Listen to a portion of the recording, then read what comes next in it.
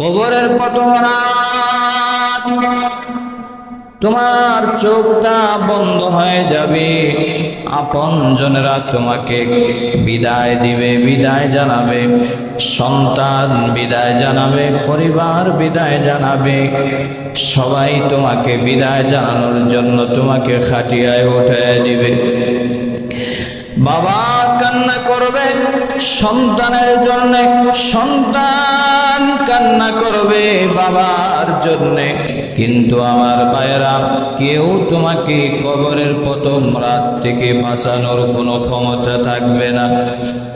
ওই কবরে তোমাকে চলে যেতে হবে, যেখানে আলো নাই, বাতি নাই, থাকার মতো ভালো কোনো বিছানা নাই। এই বাড়ি, এই ঘর, এই অট্টালিকা, দুনিয়ার মায়া, দুনিয়ার মুখ বিলাস ছেড়ে তোমাকে চলে যেতে হবে।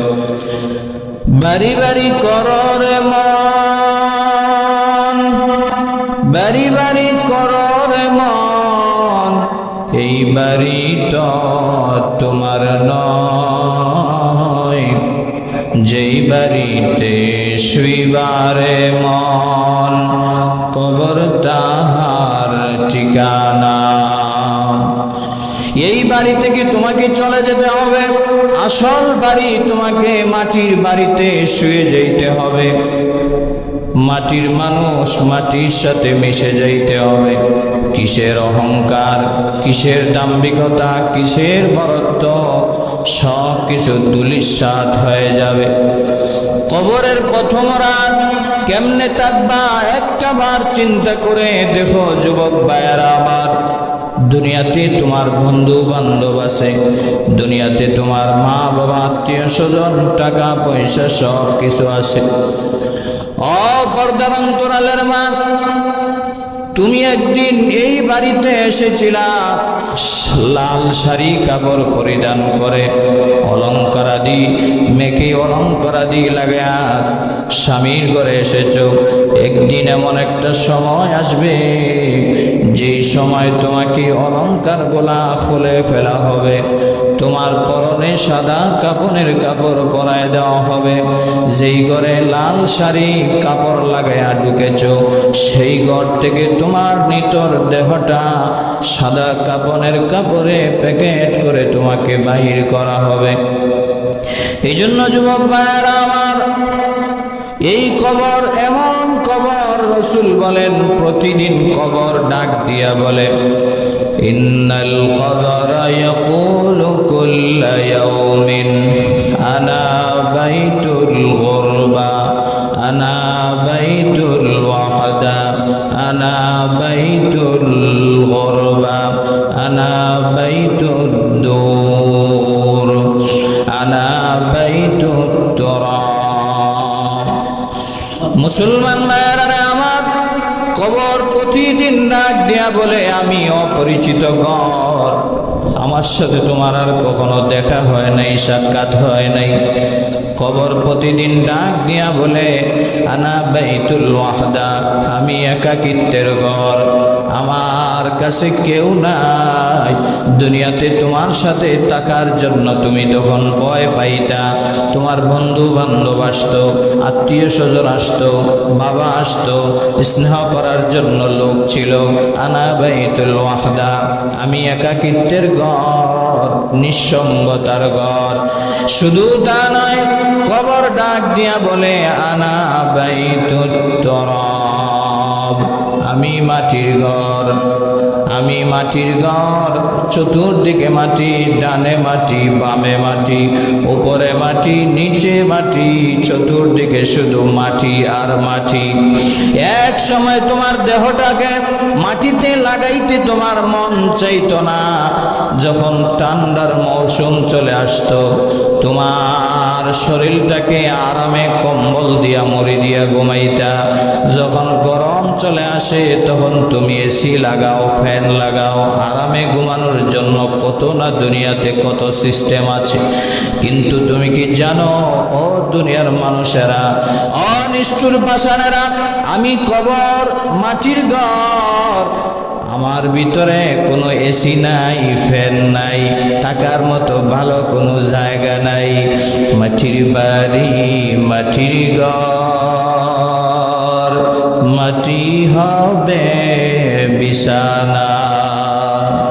মাটির বাড়ি, মাটির ঘর, মাটি হবে বিছানা।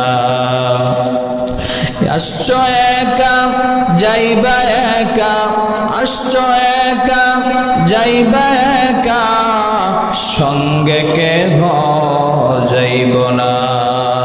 যুবক ভাইরা আমার, ওই মাটির ঘরে একা একা থাকতে হবে, কেউ তোমার সাথী হবে না, বাতিও যাবে না, লাইটিংও থাকবে না, কম্বলও যাবে না, এসি ফ্যান কোনো কিছুই থাকবে না রে ভাই। শুধু তা নয়, কবর ডাক দিয়া বলে আনা বাইতুদ্দুর, আমি কীট পতঙ্গের ঘর। তোমার দুনিয়াতে কত বিল্ডিং ছিল, বালাখানা ছিল, শান্তিতে তুমি ঘুমাইছো, কিন্তু আমি এমন এক জায়গা, পোকামাকড়ের ঘর, সাপ বিচ্ছুর ঘর, কীট পতঙ্গের ঘর। আমার ভিতরে তোমাকে আসতে হবে, কি প্রস্তুতি গ্রহণ করেছো? যুবক ভাইয়েরা আমার, একবার খেয়াল করে দেখো, কত মানুষ ঘুমায় আর ঘুম থেকে উঠতে পারে না, কত মানুষ ঘর থেকে বাইর হয়ে যায় আর ঘরে যাইতে পারে না রে বাবা। কত ওয়াজ বক্তা কত ওয়াজ করে বাড়িতে ফিরতে পারে না, এর আগেই মৃত্যু হয়ে যায়। কত মুসল্লি নামাজ পড়ে মসজিদ থেকে যায়, বাড়িতে যাওয়ার আগেই মৃত্যুর খবর চলে আসে। কত মানুষকে আমরা কাফন দাফন করলাম, কত মানুষের জানাজার নামাজ পড়াইলাম, কোনো মানুষ আজও দুনিয়াতে আর ফিরে আসে নাই। কত মানুষকে সমুদ্রের পানি নিয়ে গেল আর ফিরে দেয় নাই, কত মানুষকে জলস্বাদ নিয়ে গেল আর ফিরে দেয় নাই, আগুনে কত মানুষ পুড়ে গেল আর ফিরে আসে নাই। আমরাও যখন জানাজা পড়তে যাই, আমরা জানাজাটা পড়ার সময় কবরের পাশে দাঁড়াবো, কবরের পাশে দাঁড়ায় দাঁড়ায় চিন্তা করব, মনটাকে বুঝাবো রে মন, রে অবুঝমান, তোমাকেও একবার এই কবরে শুইতে হবে, এই কবরে তোমাকে থাকতে হবে জনম্বর। দুনিয়াতে তো কয়েক বছর সময় নিয়ে এসেছো, 60 থেকে 70 বছর। যুবক ভাইয়েরা আমার, কবরের প্রতিটা রাত ভয়ঙ্কর কাফির বেঈমান মুশরিকদের জন্য কত আযাব আর গজবের ব্যবস্থা।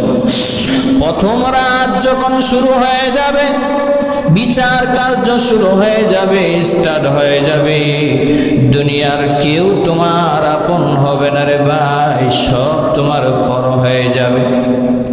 দুনিয়াতে যাদের জন্য তুমি এত সুন্দর করে কষ্ট করে পরিশ্রম করে দিনকে রাত করলা, রাতকে দিন করলা, তারাই তোমার জানাজা কাফন দাফন কমপ্লিট করে তোমাকে শেষ বিদায় জানিয়ে দিবে।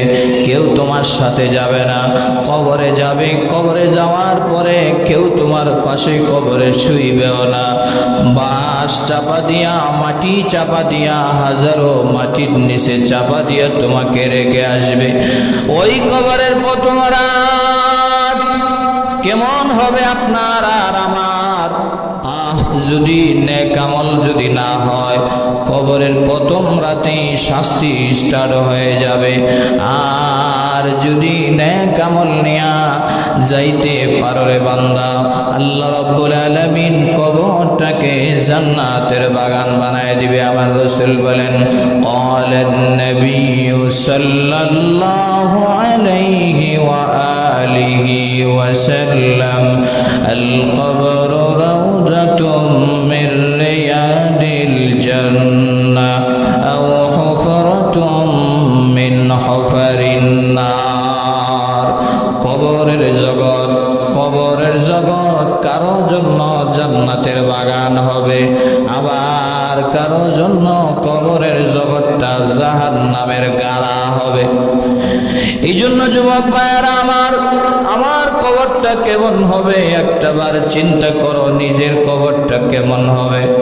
আমার তোমার কবরটা কেমন হবে?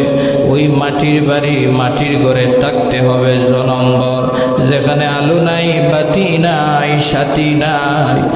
একজন বড় আলেম বলেছিলেন, ওনার বাবাকে কনকনে শীতের সময় দাফন করার জন্য কবরে নিয়ে গেছেন। বাবারে দাফন করার জন্য কবরে নিয়ে গেছে কনকনে শীতের সময়। ওই আলেম ডাক দিয়া বলেন, আমার মনের ভিতরে ভাবনা হলো, আমার বাবা এই কনকনে শীতের সময় আমার জন্য কত না শীতের সোয়েটার কিনে দিয়েছেন, কত কম্বলের ব্যবস্থা করেছেন, বাচ্চার যেন ঠান্ডা না লাগে, সন্তান যেন কষ্ট না পায়। কিন্তু আজ আমার বাবাকে ঠান্ডা মাটির মধ্যে সাদা একটা পাতলা কাপড় দিয়া রাইখে আসবো। বাবার কথা মনে করে করে উনি কান্না করে। আজকাল সময়ও দেখেন বৃষ্টির মৌসুম চলতেছে, এখন যদি কোনো মানুষ মারা যায় কবরে পেক কাদা মাটির ভিতরে রাখতে হবে, অথচ আমরা ইচ্ছা করলেও পেক কাদাতে পাড়া দিতে চাই না, কিন্তু পাতলা 3টা কাপড়ের টুকরা দিয়া ওই পেক কাদার ভিতরে রেখে আসতে হবে ওই কবরের জগৎ। কঠিন গাঠি রে বাবা এই কবরের জগৎ, যে যায় আর কোনোদিন ফিরে আসে না। কত মানুষকে জানাজা পড়াইলা, কত মানুষকে হাত দিয়া মাটি দিলা, আর কোনোদিন ফিরে আসে নাই। জামানা বয়ক হালে রহতা নিহি, জামানা বয়ক হালে রহতা নিহি, গুজশ্তা জমানা पर आता नहीं, गुज़श्ता ज़माना पर आता नहीं। जुरे একবার বলেন মারহাবা। মুসলমান ভাইরা আমার, কবরের প্রথম রাত কঠিন মুহূর্ত হবে। দুনিয়া থেকে, দুনিয়ার একটা ভোগ বিলাস থেকে তুমি মাত্র গিয়েছো, তখন তোমার যদি আরাম আয়েশের ব্যবস্থা যদি মাওলার পক্ষ থেকে না হয়, তাহলে তোমার জন্য টাকাটা কত কষ্টকর হবে জাননি, কত কষ্টকর হবে। মায়ার নবীজি জানায় দেয়, নেককারদের কবরকে মহান আল্লাহ কবরের সওয়াল জবাব হওয়ার সাথে সাথে প্রশস্ত করে দেওয়া হবে।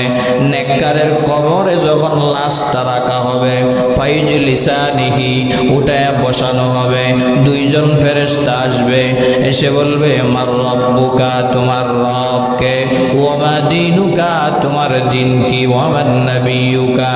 আরেক riwayate এসেছে মান হাজার রাজুলুল্লাযী বুইসা ফীকুম। 3টা প্রশ্ন করবে, 3টা প্রশ্নের জবাব যদি ঠিক মতো দিতে পারো, তোমার কবরটাকে জান্নাতের বাগান বানায় দেওয়া হবে। নেককার যদি হয়, মার রব্বুকা বলার সাথে সাথে সে বলবে রব্বি আল্লাহ, আমি দুনিয়াতে নামাজ পড়েছি, রোজা রেখেছি, রবের হুকুম মানছি, ইহুদি খ্রিস্টানের হুকুম মানি নাই। আমি কখনো কোনো ইহুদি খ্রিস্টানকে আমি কখনো রব মানি নাই, দুনিয়ার নেতাকে রব মানি নাই, দুনিয়ার কোনো গোলামির জন্য দৌড়াই নাই। আমি শুধুমাত্র আমার মাওলাকে আমি রব মেনেছি। সে সাথে সাথে বলবে রব্বি আল্লাহ, কারণ আল্লাহ তো এই প্রশ্নের জবাব কোরআনে জানাই দিয়েছেন, আল্লাহু লা ইলাহা ইল্লা হুয়াল হাইয়ুল কাইয়্যুম। জোরে বলেন আল্লাহু আকবার। প্রথম কবরের প্রশ্নের জবাব আয়াতুল কুরসির 1 নম্বর আয়াতের প্রথমাংশ। আল্লাহ বলেন, আল্লাহ হলেন যিনি, যার কোনো ইলা নাই, উপাস্য নাই, যার কোনো অংশীদারিত্ব নাই। প্রথম প্রশ্নের জবাব। লোকটা ডাক দিয়া বলবে, আলেমের মুখে আমি বারবার শুনেছি যে রব হলেন আল্লাহ, রব হলেন আল্লাহ। সাথে সাথে তার জবান দিয়া চলে আসবে রব্বি আল্লাহ। চিৎকার দিয়ে বলেন আল্লাহু আকবার। 2 নম্বরে মুনকার নাকির ফেরেশতা প্রশ্ন করবে, ওয়ামা দীনুকা, তোমার ধর্ম কি। নেককার ব্যক্তিটার মনে মনে কোরআনের ওই আয়াতটা চলে আসবে। আলেমরা সব সময় বলতো, ইন্নাদ-দীনা ইনদাল্লাহিল ইসলাম, আমার আমার ধর্ম হলো ইসলাম, আমি অন্য কোনো ধর্মকে ভালোবাসতে পারি না, মহব্বত করতে পারি না, অনুসরণ করতে পারি না। আমি একমাত্র আল্লাহ প্রদত্ত ধর্ম ইসলামকে দুনিয়াতে মেনে এসেছি।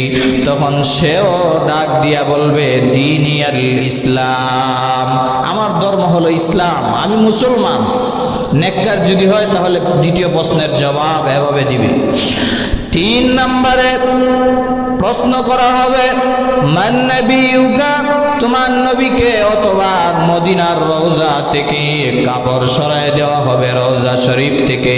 মান হাজার রাজুলুল্লাযী বুইসা ফীকুম, এই যে মহামানব দেখা যায় উনি কে তুমি চিনো নাকি? যদি নেককার হয় তাহলে বলবে কোরআনের ওই আয়াত তো আমাদেরকে আলেম আগেই জানায় দিয়েছেন, মুহাম্মাদুর রাসূলুল্লাহ, জোরে বলেন সাল্লাল্লাহু আলাইহি ওয়াসাল্লাম।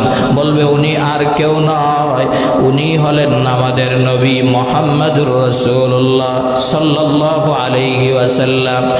মুসলমান ভাইরা আমার, নেককারদেরকে প্রশ্ন করার সময় মুনকার নাকির ফেরেশতা যখন আসবে নূরানি সুরতে আসবে, দেখলেই দিলটা ঠান্ডা হয়ে যাবে, দুনিয়ার টেনশন দূর হয়ে যাবে, পরিবারের টেনশন দূর হয়ে যাবে, মাওলার দিদারের জন্য পাগল পারা হয়ে যাবে। নূরানি চেহারা দেখা হাসি খুশি ভাবেই তাকে আপ্যায়ন করার চেষ্টা করবে। আর এমন ভাবে নূরানি চেহারা হাদিস শরীফের ভিতরে এসেছে, সালাম বিনিময় করবে। নেককার বান্দার কাছে যখন আসবে তখন এমন হালতে আসবে মাত্র মনে হয় জান্নাত থেকে কোনো ফেরেশতা আল্লাহ পাঠিয়েছেন।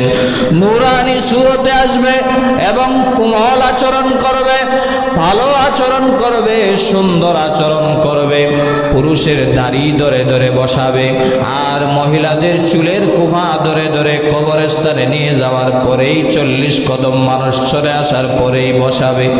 নেককারদেরকে 3টা প্রশ্নের জবাব দেওয়ার পরে কি ব্যবহার করবে ফেরেশতা? আমার আল্লাহ গায়ব থেকে আওয়াজ দিবেন, ফায়ুনাদি মুনাদিম মিনাস সামা। হযরত বারা ইবনে আজিব রাদিয়াল্লাহু তাআলা আনহু থেকে লম্বা হাদিস বর্ণনা হয়েছে। রাসূল করিম সাল্লাল্লাহু আলাইহি ওয়াসাল্লাম বলেন, নেককার বান্দা যখন কবরে 3টা প্রশ্ন করা হবে, 3টা প্রশ্নের জবাব যখন সঠিকভাবে দিবে, এমনি আল্লাহ গায়ব থেকে আওয়াজ দিবে, থামো ফেরেশতারা থামো, আমার বান্দা সত্য বলেছে। আল্লাহ বলবেন আমি নিজে সত্যায়ন করে দিব। আন সাদাকা আবদি, আন সাদাকা আবদি, আন সাদাকা আবদি। রায় ফেরেশতারা আর কোনো কিছু জিজ্ঞাসার দরকার নাই, আমার বান্দা সত্য বলেছে, আমার বান্দা সত্য বলেছে, আমার বান্দা সত্য বলেছে। আর দেরি করো না, ফাফরিশুহু ফিল জান্নাহ ওয়ালবিসুহু ফিল জান্নাহ ওয়াফতাহু লাহু বাবান ইলাল জান্নাহ। রায় ফেরেশতারা আর দেরি করো না, আমার নেককার বান্দা বান্দিরা সঠিক জবাব দিয়েছে, জান্নাতের পোশাক পরিধান করায় দাও, জান্নাতি বিছানা বিছায় দাও, জান্নাত থেকে কবর পর্যন্ত একটা দরওয়াজা খুলে দাও। চিৎকার দিয়ে বলেন আল্লাহু আকবার। জান্নাতি কবরের দিকে, জান্নাতের দিকে দরওয়াজা খুলে দেওয়া হবে। আর ফেরেশতা ডাক দিয়া বলবে, নাম কানাউমাতিল আরুজ, ঘুমিয়ে যাও, আরামসে ঘুমিয়ে যাও। কেমন ভাবে ঘুমাইবা?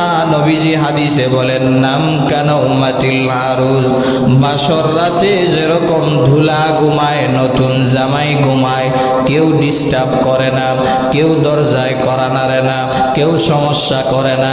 আমার আল্লাহ হাত বুলায়া বুলায়া বলবে, মায়ের বান্দা আমার, অনেক কষ্ট করেছো দুনিয়াতে, বহু কষ্ট করেছো দুনিয়াতে। এমনও সময় এসেছে বৃষ্টি তুমি ত্যাগ করে মসজিদে গিয়েছো, ঠান্ডাকে অপেক্ষা করে মসজিদে গিয়েছো, আমি আল্লাহকে মানার জন্য দুনিয়াতে তোমাকে অনেক শয়তানের বাধা বিঘ্ন অপেক্ষা করে আসতে হয়েছে।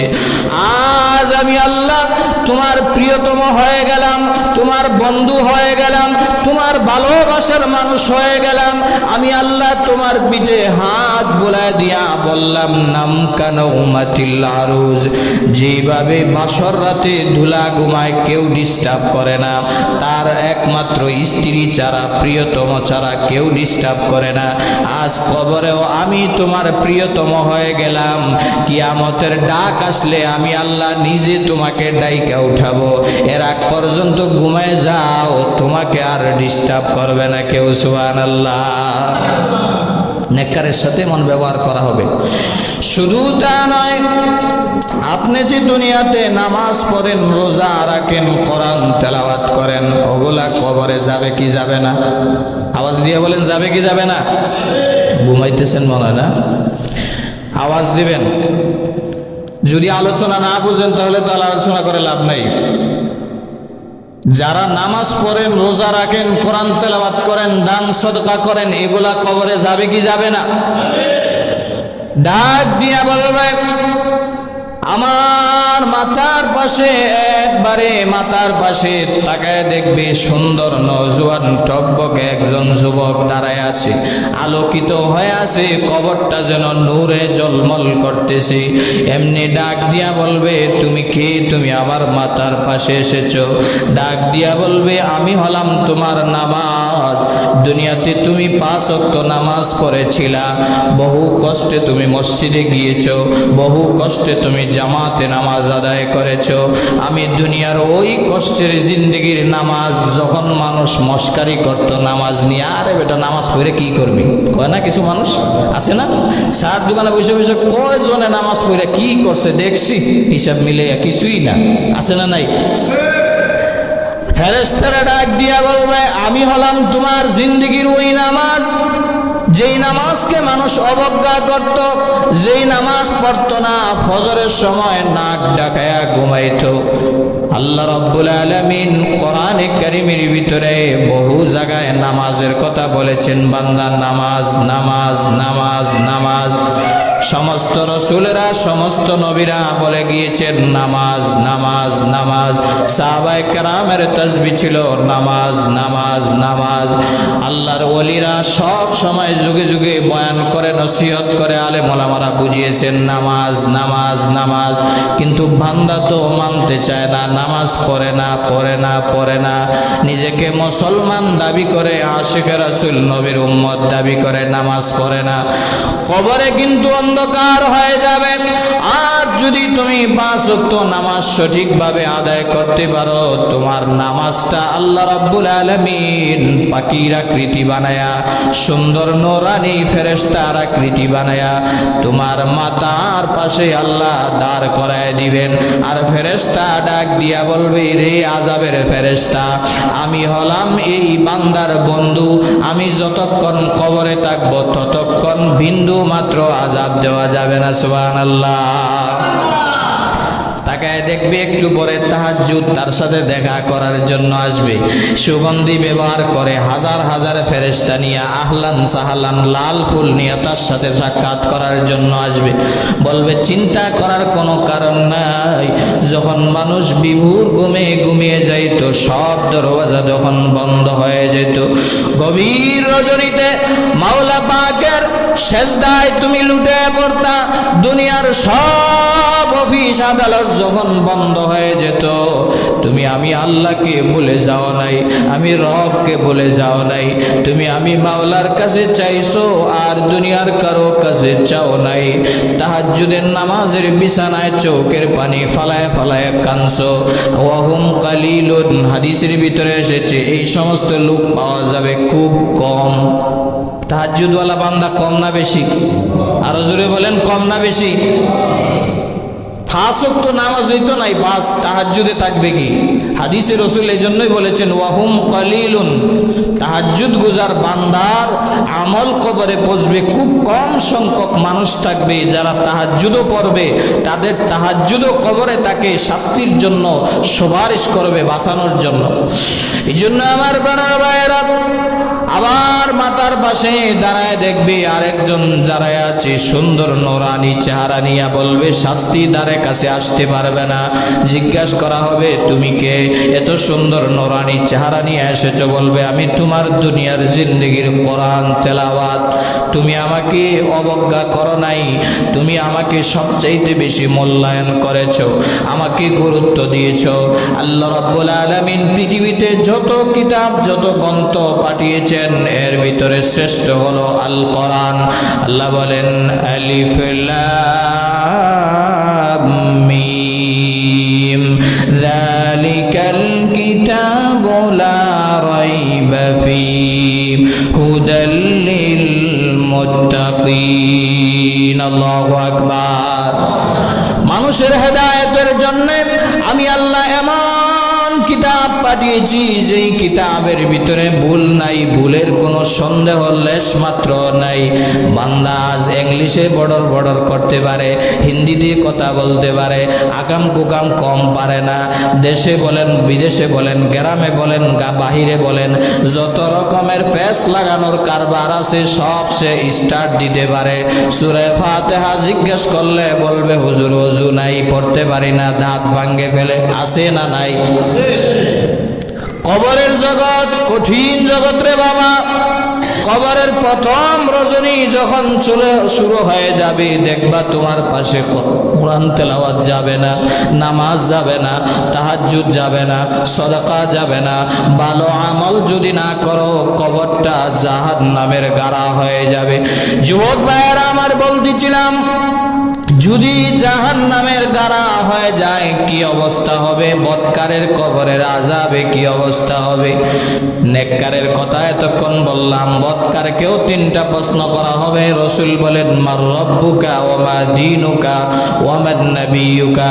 সে তো দুনিয়াতে আল্লাহ মানে না, ইহুদি খ্রিস্টানদের রব মানছে। আওয়াজ দিয়ে বলেন ঠিক না বেঠিক? এই আর্জেন্টিনার গোলামেরা কথা বলো না কেন, ঠিক না বেঠিক? ব্রাজিলের গোলামেরা আওয়াজ দিয়ে বলো ঠিক না বেঠিক? ওই কবরে যাওয়ার পরে সে তো আল্লাহকে রব মানে নাই, রব মানছে আর্জেন্টিনার ইহুদি খ্রিস্টান রে, রব মানছে বেঈমান কাফের রে। সে ডাক দিয়া বলবে হা হা লা আদরি, হা হা লা আদরি, হায় আফসোস আমি তো রবকে চিনি না। আমি তো নেতার গোলামি করছি, আমি তো নেত্রীর গোলামি করছি, আমি তো টাকার গোলামি করছি, আমি তো মেম্বার চেয়ারম্যানের পা ছাড়া গোলাম ছিলাম, আমি তো মাওলার ডাকে সাড়া দেই না, এই রবকে আমি চিনিও না জানিও না। হা হা লা আদরি। সে ডাক দিয়া বলবে আয় আল্লাহ, হায় আফসোস আমি তো জানি না, আমি তো জানি না। দ্বিতীয় প্রশ্ন করা হবে ওয়া মান নাবিয়্যুক ওয়া মা দীনুকা, তোমার ধর্ম কি, তোমার ইসলাম কি? সে তো ইসলাম ধর্মে ছিল বটে মানে নাই, ছিল বটে মানে নাই। সে বলছে ইহুদি ধর্ম ভালো লাগে, খ্রিস্টান ধর্ম ভালো লাগে, এই জন্য সেই কাটিংয়ে পোশাক পরি, সেই কাটিংয়ে চুল কাটি। আছে না নাই? আওয়াজ নাই? আছে না নাই? ইহুদিরে ভালো লাগে, খ্রিস্টানরে ভালো লাগে, সনাতন ধর্মের লোকের স্টাইলে চলে। মহিলারা চলে কটকটি আর কিরণমালার সুরতে, যুবক চলে নেইমার আর মেসির সুরতে। আছে না নাই? তাহলে আপনার জবান থেকে ওই সময় দ্বীন আল ইসলাম বাইর হবে? মনে করছেন এত সহজ নাকি? কবরের প্রশ্নের জবাব মিলে দেখেন না আপনার কবরের প্রথম রাতটা কি হবে।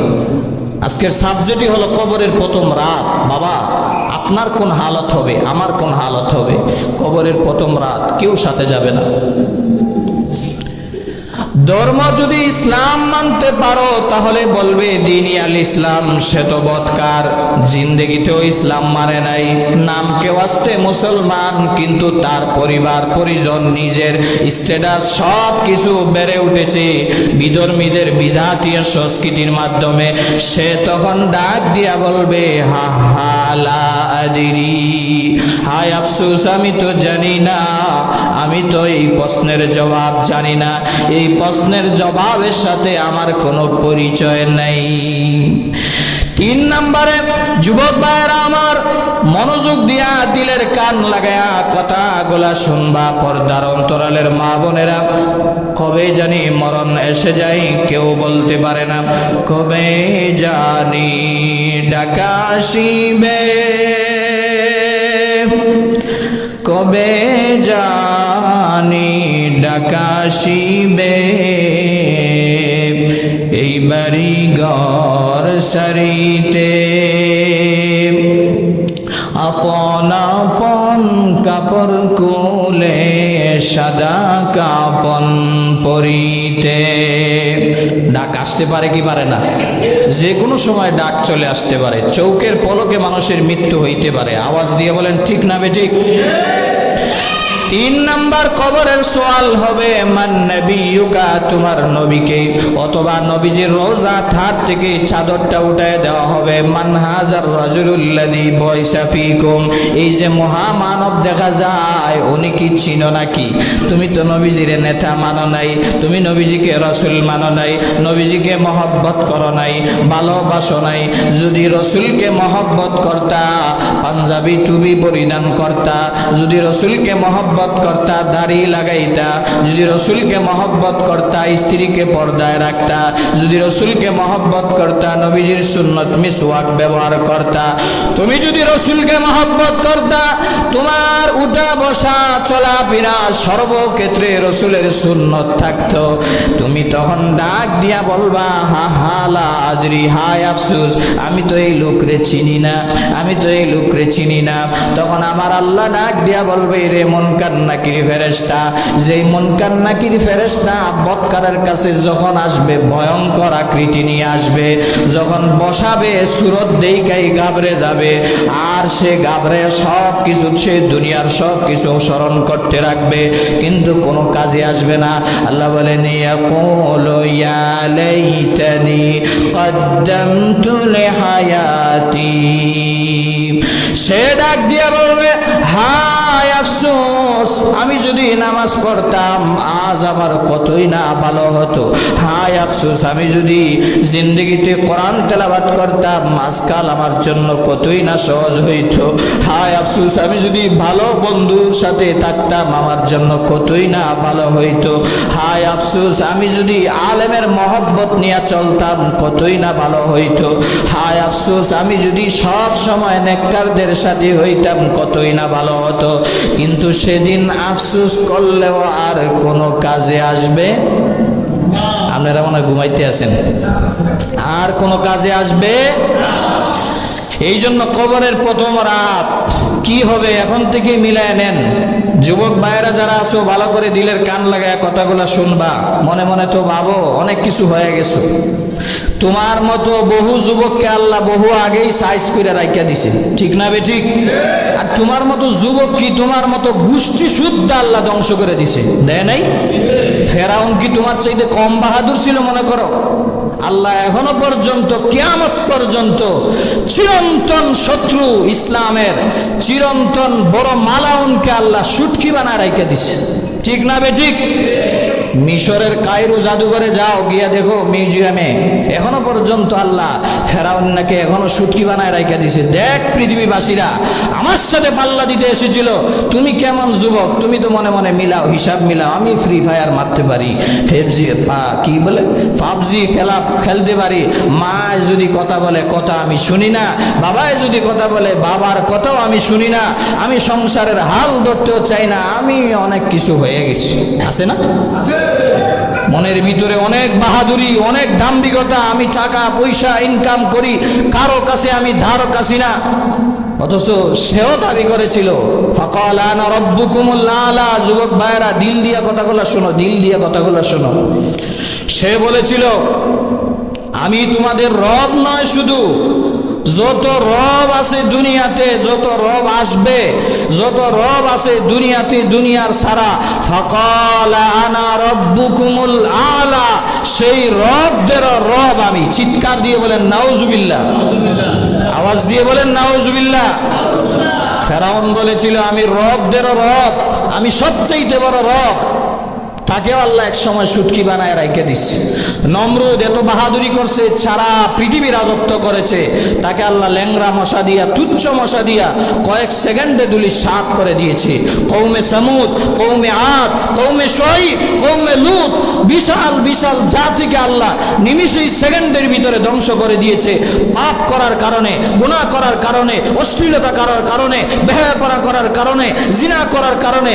তুমি মনে মনে মস্তাও দিয়া, মুছে তেল দিয়া গুরো, নামাজ পড়ি না তো কি হইছে, বাবার কথা মানি না তো কি হইছে, মার কথা শুনি না তো কি হইছে, সংসারের কথা হাল ধরি না তো কি হইছে। হিসাবটা মিলাই দেখো, কবরের প্রথম রাত, কবরের। তোমার মতো কত যুবক মোটরসাইকেল নিয়ে বাইর হয়, লাশ হয়ে করে ফিরতেছে। হযরত হাসান বসরি রাদিয়াল্লাহু তাআলা আনহুর একটি ঘটনা বলে আমি শেষ করে দিব যুবক ভাইয়েরা আমার। হাসান বসরি রহমতুল্লাহি আলাইহি উনি শুধু বিখ্যাত একজন ওলি ছিলেন তা নয়, উনি একজন ব্যবসায়ী ছিলেন, বিরাট বড় ধনী ছিলেন। স্বর্ণ গহনা অলংকারাদির ব্যবসা করতেন। আরব দেশ থেকে রোম শহরে চলে গেলেন ব্যবসা করার জন্য। হযরত হাসান বসরি রহমতুল্লাহি আলাইহি চলে গেলেন রোম, চলে গেলেন ব্যবসার জন্য। আরব থেকে রোমে চলে গেলেন, স্বর্ণ গহনা এগুলার ব্যবসা করার জন্য। সাথে বন্ধু ছিল, বন্ধুকে নিয়ে গেলেন। রোম রাজার কাছে যখন গেলেন, রোমের রাজার প্রাসাদের সামনে দেখেন বিশাল একটা কবরস্থান। এই কবরস্থানের সামনে লম্বা শালু কাপড় লাগাইয়া, তাবু লাগাইয়া মানুষেরা ঘুরতেছে আর তোয়াব করতেছে, ঘুরতেছে তোয়াব করতেছে। হযরত হাসান বসরি রহমতুল্লাহি আলাইহি তাকায় দেখেন সুন্দরী রূপসীরা চতুর্দিকে ঘুরতেছে কবরের পাশে। সুন্দরীরা চলে গেল, আসলো বড় বড় পণ্ডিতেরা, যারা নাকি ধার্মিক, ডক্টর এবং ডাক্তার এবং দার্শনিক, বিশাল বড় বড় পাদ্রিওয়ালা লোক, তারা আসলো, চলে গেল, তারাও তোয়াফ করে চলে গেল। আসলো বিশাল বিশাল সৈন্যবাহিনীরা, তারা আসলো, তারাও চলে গেল। এরপরে রাজা আর রাজার স্ত্রী আসলো, আয়েশা কবরের চতুর্দিকে তোয়াফ করে আবারও চলে গেল। হাসান বসরি রহমতুল্লাহি আলাইহি ডাক দিয়া বলে, বন্ধু আমার, এই যে কাণ্ডলীলা, এটা তো আমি বুঝলাম না, কেন আসে কেন চলে যায়, এটার কারণটা কি? তখন হাসান বসরির বন্ধু ডাক দিয়া বলে, যাই কবরে তোয়াফ করতেছি ওই কবরটা হলো বাদশার ছেলের কবর, বাদশার ছেলে শাহজাদার কবর। সুন্দরী রূপসীরা যারা এসেছিল তোয়াফ করার জন্য, তারা রোম সম্রাটের সবচাইতে বড় বড় সুন্দরী, তারা চতুর্দিকে ঘুরতেছে আর বলতেছে, রে শাহজাদা, আমরা তোমাকে যদি আমাদের রূপ দিয়া, লাবণ্য দিয়া, সৌন্দর্য দিয়া তোমাকে যদি আঁকড়ায় রাখতে পারতাম, তাহলে তোমাকে আমরা ধরে রাখতাম। কিন্তু আমাদের রূপ আর লাবণ্য দিয়া কোনোই লাভ হবে না। তুমি যেই জায়গায় চলে গেছো, যেই মালিকের ডাকে সাড়া দিয়ে চলে গেছো, ওই মালিকের কাছে রূপ লাবণ্যর বিন্দু মাত্র কোনো মূল্য নাই। দুই নম্বরে বন্ধু ডাক দিয়া বলে, ওই যে বিশাল বিশাল বড় বড় বড় বড় পাদ্রিওয়ালা লোক এসেছিল, জ্ঞানী গুণী এসেছিল, তারা কেন? তারা এসে বলেছিল, ও বাদশার ছেলে শাহজাদা, আমরা যদি আমাদের জ্ঞান দিয়া, গর্ব দিয়া, ধাম্বিকতা দিয়া তোমাকে যদি বাঁচায় রাখতে পারতাম, তাহলে আমরা রোম সম্রাটের সব গভীর জ্ঞান দিয়া তোমাকে আমরা আটকাইতাম। কিন্তু এমন জায়গায় চলে গেছো, যেই জায়গায় আমাদের দাম্ভিকতা, আমাদের সার্টিফিকেট, আমাদের ডিগ্রির কোনো মূল্য নাই। এরপরে পরবর্তীতে চলে আসলো রাজা এবং রাজার স্ত্রী রানী, দুজনে তারা তোয়াফ করতে লাগলো। বন্ধু ডাক দিয়ে বলে, হাসান বসরি, রাজা আর তার স্ত্রী তোয়াফ করে আর বলতেছে, আমরা যদি তোমার মতো সন্তানকে আমাদের রাজার সব কিছু দিয়া, রোম দেশের সব কিছু দিয়াও যদি তোমাকে আটকাইতে পারতাম, তাও তোমাকে আমরা আটকাইতাম। কারণ তুমি আমাদের আদরের সন্তান, তোমাকে আমরা কখনো মরতে দিতাম না। ও আদরের সন্তান, আমরা রোম সম্রাটের রাজা, আমরা তোমাকে বাঁচাইতে পারি নাই। আমি রোম সম্রাটের রানী, তোমাকে বাঁচাইতে পারি নাই। অর্থাৎ এমন জায়গায় চলে গিয়েছো যেই জায়গায় আমি রাজার কোনো মূল্য নাই, আমি রানীর কোনো মূল্য নাই, যেখানে গেলে মানুষ আর ফিরে আসতে পারে না। এই জন্য যুবক ভাইয়েরা আমার, একটাবার চিন্তা করো কবরের প্রথম রাতটা কি অবস্থা হবে, কি হালত হবে। আমাদের সাথে যেন নেককারদের যেরকম ব্যবহার করা হয়, আমার সাথেও যেন এরকম ব্যবহার হয়, আপনার সাথেও যেন এরকম হয়। আল্লাহ রাব্বুল আলামিন যেন নেককারদেরকে যেরকম নাজ নিয়ামত কবরে দিয়েছেন আমাদেরকেও দেন। জোরে একবার বলেন আমিন, আরো জোরে বলেন আমিন। কবরে যাওয়ার আগে আগে, মৃত্যু হওয়ার আগে আগে বাবাজি হাতে ধরে পায়ে ধরে বলতে চাই, রাগ নয়, গুসা নয়, নামাজে চলে আসো, দিনদারিত্ব হয়ে যাও, ভালো হয়ে যাও। যুবকরা সময়টাকে নষ্ট করতেছো, জীবনটাকে ধ্বংস করতেছো, এটাই 100% সত্য। মানো আর না মানো, এক সময় ঠিকই বুঝবা। নামাজ যদি না পড়ো যুবক ভাই, তোমার পাশে কেউ যাবে না। এই জন্য হাতে ধরে পায়ে ধরে বলতে চাই, যুবক ভাইয়েরা, মুরব্বী বাবাজিরা, এখনো আফসোস লাগে মুখের দাড়ি সাদা হয়ে গেছে, এখনো নামাজে আসতে মন চায় না। নাক ডাইকা কিভাবে ঘুমাও? ফজরের সময় মুসল্লি নাই, অন্য নামাজের সময় মুসল্লি নাই। কেন? এলাকাতে কি মানুষ বসবাস কম করে নাকি? এলাকাতে তো মানুষ অনেক, কিন্তু নামাজের মানুষ এত কম কেন? মসজিদ কিন্তু বদুয়া দেয়। যুবক ভাইয়েরা আমার কথা রাগ করবেন না। মসজিদের আসল খোরাক হচ্ছে মুসল্লি। মুসল্লি যদি না থাকে তাহলে মসজিদ রাইখা তো কোনো লাভ নাই। কত টাকা পয়সা কত দিকে উড়ান, কিন্তু ভালো কাজে আমরা টাকা উড়াইতে রাজি না। যদি মনে করেন এই যে কয়েকদিন আগে যেই আবাদতটা করলেন আপনারা সবাই মিললে, এই যে টাকা পয়সা উড়াইছেন, এটা যদি সবাই মিলে একটু টাকা বেশি দিয়া রাস্তাটার একটা মেরামত করতেন, সবাই মানুষ চলতে পারত, নারী পুরুষ সবাই অন্তর থেকে দোয়া দিত। ভালো কাজের বেলায় নাই, খারাপ কাজে শয়তানেরও উৎসাহ বেশি, কিন্তু চিন্তা করে দেখেন লাভটা নাই। বাংলাদেশ বিশ্বর মধ্যে, বাংলাদেশও বিশ্বকাপের চ্যাম্পিয়ন হয়েছে, আপনারা জানেন? এই খবর রাখেন, কয়েক মিনিটই শেষ করে দিচ্ছি। বাংলাদেশও চ্যাম্পিয়ন হয়েছে বিশ্বের ভিতরে। এই যে বিশ্বকাপ ফুটবল খেলা চলে গেল, খেলা তো খেলার দিকে চলে গেছে। আর্জেন্টিনা ব্রাজিল তো গেছেই গেছে, যে দল যার দিকে যাইবার সেই দল তার দিকেই চলে গেছে। কিন্তু তোমার গাড়ে বহু পাপের বোঝা রাইখা গেছে, যেগুলা তুমি দূরে সরাইতে পারবা। যেটা বলছিলাম, বাংলাদেশ বিশ্বকাপে কিভাবে চ্যাম্পিয়ন হয়েছে জানার দরকার নাই? সারা বিশ্বের ভিতরে বিশ্বকাপ ফুটবল খেলা নিয়ে উন্মাদনায় 23 জন আত্মহত্যা করে মারা গেছে। এর ভিতরে বাংলাদেশি 15 জন সেঞ্চুরি। নাউজুবিল্লাহ নাই? হিসাব মিলাই দেখেন কবরে যাওয়ার পরে কি হবে। আল্লাহ